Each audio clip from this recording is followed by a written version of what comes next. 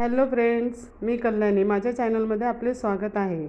तर आजची आपली स्पेशल डिश आहे उडदाचे वडे.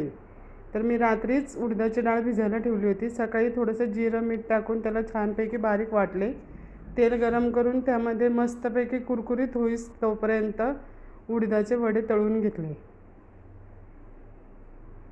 हे वडे एकदम मस्त लागतात आणि एकदम भारी लागतात टेस्टीला. आणि तोपर्यंत मग मी चटणीची तयारी केली.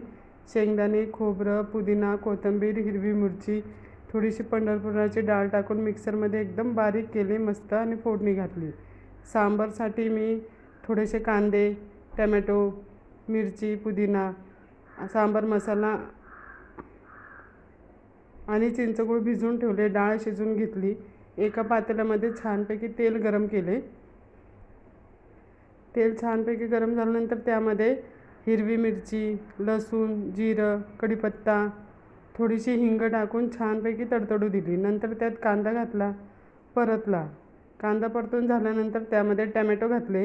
टॅमॅटो घालून छानपैकी परतले. आलं लसणाची पेस्ट घातली आणि हळद, तिखट, मिरची पावडर, धनेजिरं पावडर, गरम मसाला आणि चिंचेचा कोळ टाकून छानपैकी मसाला मस्त परतून घेतला. पहा किती मस्तपैकी मसाला आपला तयार झाला. हा मसाला तयार झाल्यानंतर त्यामध्ये शिजवलेले भोपळा टाकला. भोपळासुद्धा छानपैकी परतून घेतला. नंतर त्यामध्ये थोडंसं मीठ घातलं.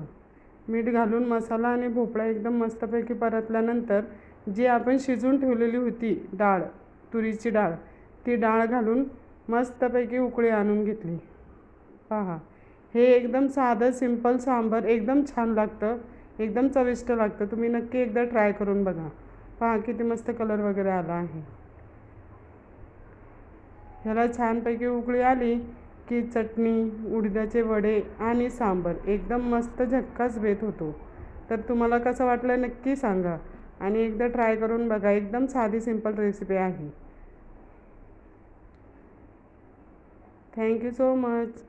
धन्यवाद आणि प्लीज सबस्क्राईब करा. Thank you so much.